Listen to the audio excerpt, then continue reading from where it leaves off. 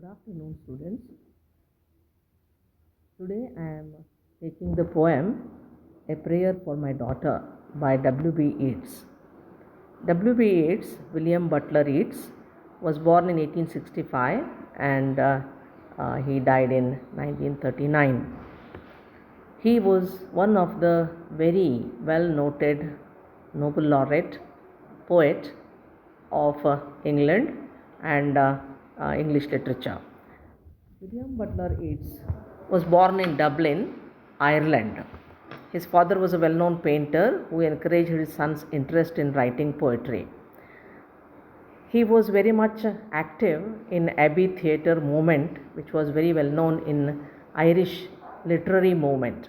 In Ireland, when it was becoming free from the rule of England, they had rebelled against English rule, that is the parental country England's rule, and they wanted to separate. And an Irish movement, which was both in political freedom as well as for literary freedom, has been waged by the Irish people, and W.B. Yeats was the main person who had founded this Abbey Theatre to give directions to this particular movement. And he was a Nobel laureate in literature. In 1923, he was awarded the Nobel Prize. And Prayer for My Daughter is one such small poem of W.B. Yeats, which we are reading today. And there are so many references which are here in this poem. The references or allusions, they are called as literary allusions, they are called as, and these literary allusions are from different sources of English literature or any other literature or even Greek literature, any other sources also. The poem has got lot many allusions here, and the main background that we see it here is also with one of the political movement of Irish literary movement, where there was a very dynamic young lady called Maud Gonne. Maud Gonne was a very beautiful young lady who was very active in Irish revolutionary movement, and W.B. Yeats was very much in love with that lady, and he wanted to marry her, but she rejected his offer twice and he could not marry her. But she was the most beautiful lady, and very many literary figures of the time, political figures of the time, very many big people actually wanted to marry her, and they had proposed her, and she had married only a man who was not actually associated with these kinds of things in the sense she was not actually been marrying someone who was politically there, but George Hyde Lees was his name, whom she married in 1917, but later he was actually he did not live for a long time with her, and then second time also W.B. Yeats proposed to marry her, but that time also she rejected it. This particular incident or this particular story that I am talking about is to be related with the poem that we are reading, because there are so many references here when we see that the poem is talking about the movement, or rather Maud Gonne, in a indirect fashion. So many allusions are there with her, and this we are going to observe in the poem. Actually speaking, the poem is speaking about the prayer done by the poet for his own daughter. W.B. Yeats married another lady, and he had a young daughter born, and to this baby daughter, who is been still in the cradle, the poet has written this poem, and he is talking about the beauty that he is requesting or praying for the beauty and so many virtues for his own daughter. So this prayer is for his own daughter, but at the same time it refers to so many such women figures in this poem who are, you can say, who are the ones who are uh, refer say very much known for their beauty, very much known for their name and fame, but at the same time they were not known for the kind of what you can say virtues actually which are to be admired and loved and respected. So prayer for my daughter can be a prayer for anybody's daughter. Okay, it can be a general common poem that any father who wish to pray for his daughter for some good virtues, beauty, and name, fame, whatever the kinds of things that he wants to have. But at the same time, we see that the poem is also not going to make okay also going to make it clear rather that uh, the prayer is not for such beauty as that of Helen of Troy, it may be, or it may be Mordegon, okay, who is representing Helen of Troy in the poem. Okay, so there are so many Greek allusions or references here which we need to check in. So, in general, the poem is for the prayer of a daughter. Uh, for for the sake of for the sake of the daughter, some prayers are being done by a loving father. So the first stanza that we are going to, the poem is slightly bigger and therefore I will break it into different say parts of it, and one class we cannot be able to finish this, therefore we are going to take up at least 2 classes for this, hopefully. Okay, and in the first page, that the page that I have offered to you now is that of the 3 stanzas which we will read here now. Once more the storm is howling, and half hid under this cradle hood and coverlid, my child sleeps on. There is no obstacle but Gregory's wood and one bare hill, whereby the haystack and roof leveling wind bread on the Atlantic can be stayed, and for an hour I have walked and prayed because of the great gloom that is in my mind. So the first stanza begins, okay, the poem begins in the first stanza with this description of wind and storm. See, it's a winter time and the storm is there, it's raining also. Suddenly there is a storm is broken, and the poet at this particular moment is sitting inside his house and then looking at the beautiful baby daughter who is there in the cradle, and he is talking, telling these lines to us, saying this, that once more the storm is howling, and half hid under this cradle hood and coverlet my child sleeps on. So the poem begins with the description of the storm. There is a storm let loose, broken outside in the atmosphere, in the climate, and suddenly he sees that it may rain now, and it may be very heavily, it may rain, and then the whole atmosphere has turned out to be grayish, and he sees that his baby child, the girl who is sleeping in a cradle and half hid under this cradle hood, she says. It's a cradle. The cradle is having a hood. Hood means there is a covering on top, and that covering which has been covered, that hood, that cover is actually covered from the top part of the cradle, and the baby is inside, and he says covered cradle, where inside the cradle the baby is sleeping on, and there is no obstacle but Gregory's wood and one bare hill, whereby the haystack and roof leveling wind bread on the Atlantic can be stayed. Then the next 3 lines describe again the condition of the storm. The storm is very heavy, and he says this storm which is sweeping the landscape will not stop. Okay, it is moving without any kinds of say obstacles. There is no obstacle hindrance, there is no obstacle for the storm which is howling, making a very big huge noise like swing, when the trees are moving, the leaves and branches are moving in the heavy storm, a heavy wind. That is the time when you see that so much of noise will be coming because of the rustling leaves, etc. So this howling of the wind, which is making a swishing noise, and it has no obstacle, it has no hindrance, but except, but means except Gregory's Wood. Gregory's Wood is, say, it's a landmark that he's been talking about in the place where he's staying.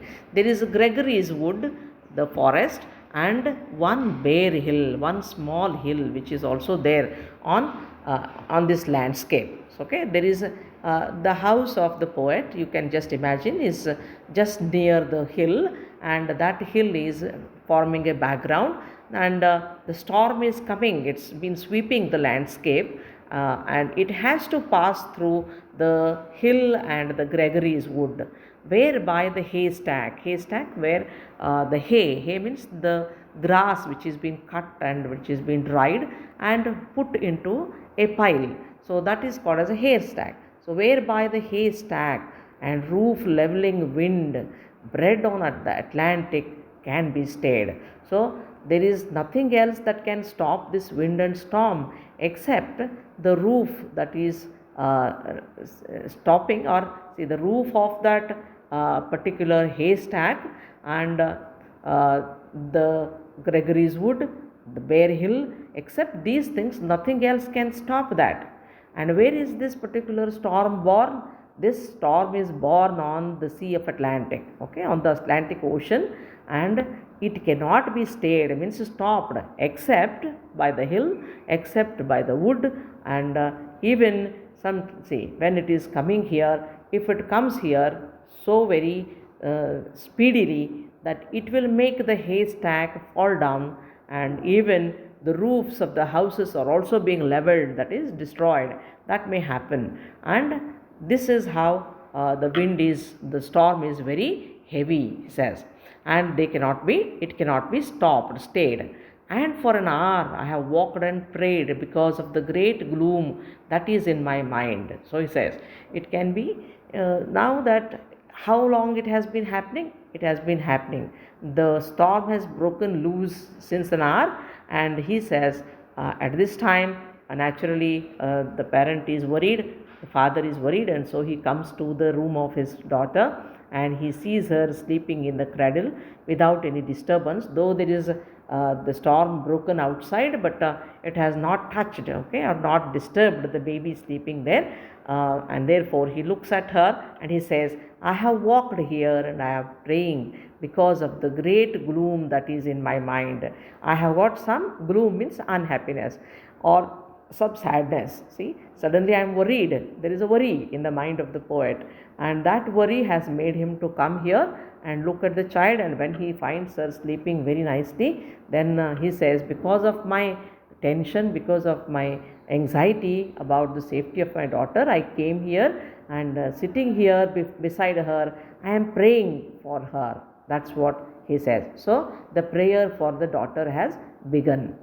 I have walked and prayed for this young child an hour, and heard the sea wind scream upon the tower, and under the arches of the bridge, the scream in the elms above the flooded stream, imagining in excited reverie that the future years had come, dancing to a frenzied drum out of the murderous innocence of the sea. So the second stanza, therefore, he continues with the description of the storm. And in the second stanza, what does the poet say? The poet says that now he has walked to this child, and 1 hour before he's been sitting there, and sitting there he has seen the baby, and he has found her sleeping soundly. There is no disturbance for her.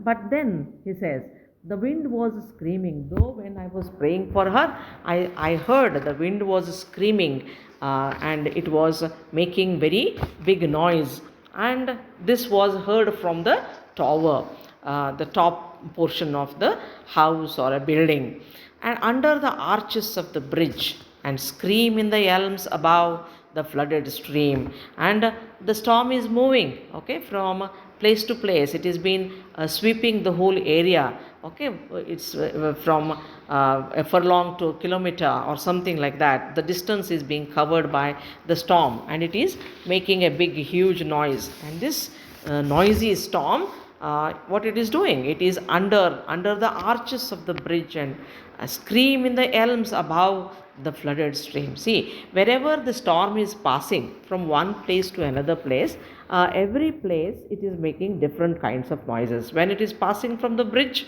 okay, it is passing actually the arches, means the bridge is having, the columns, and on the top of the columns road is made, whereas below the column, below that particular road, that bridges columns, between the columns there is an arch formed.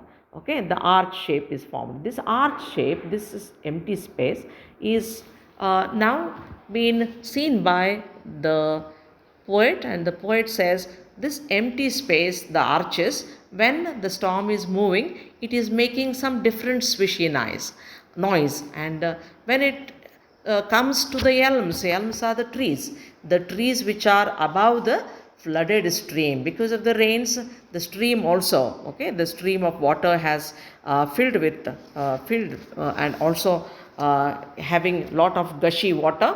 And here on that above the flooded stream, there are elm trees which are grown in a very great number, and through this elms, when this storm is passing by, so it makes a different, it screams, because here there are leaves, there are branches, and they are moving, they are shaking. And when this is happening, one could hear a different kind of a scream of the wind. This is what you see it here. So imagining in excited reverie is actually a daydream, but here that one can imagine, okay, that one can imagine looking at this particular bad situation or a dream in the daytime. See, that storm is creating a kind of a fear and tension in the mind of the poet. Therefore he says, this storm has excited me,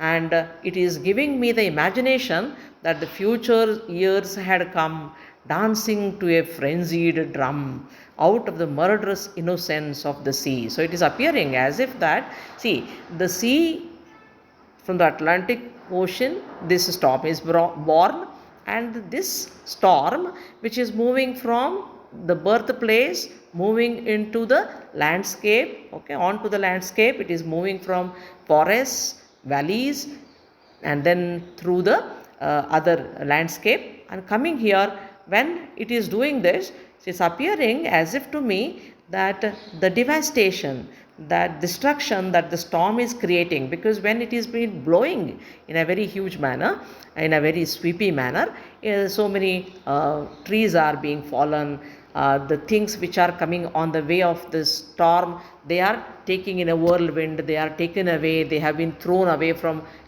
one place to another place in greater distance.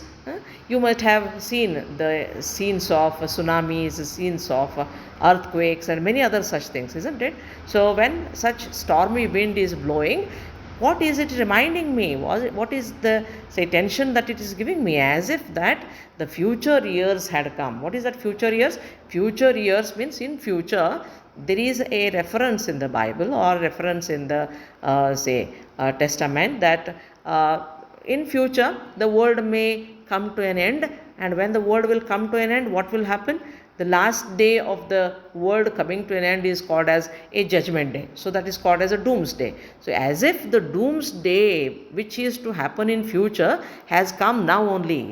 It's appearing to me. I'm imagining, looking at the strong storm that is been blowing here and the destruction that it is creating, havoc that it is creating. Looking into that, I'm feeling as if that the storm is, instead of the future, what is being told in the scriptures, that the end of the world will come in future. Instead of future, it has come now only, as if dancing to the frenzied drum, frenzied mad, okay, the mad beatings of the drum to which this storm is dancing and coming here out of the murderous innocence of the sea. So it has been, the storm is murderous, but it is born out of the innocence of the sea. See, sea is both.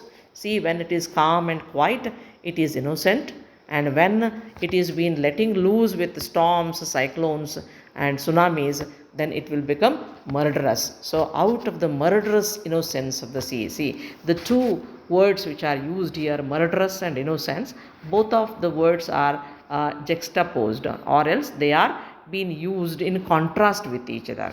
Something that is murderous is always cruel, and innocent is without any cruelty, it is kindness. But kindness and cruelty both are joined together here. Okay, they have been used for as a adjective here for the storm, and even the sea is both innocent when it is calm and quiet, but when it is okay, having such storms, cyclones, they are let loose, then that becomes murderous, because it can destroy anything which is coming in its purview. So therefore, out of this murderous innocence of the sea, this storm is born, and this storm without any stop moving on, and whenever it is moving under the bridges, when it makes different sound, whenever it is blowing through the forests with elm trees, that's making different kind of noise, and looking at its intensity, looking at its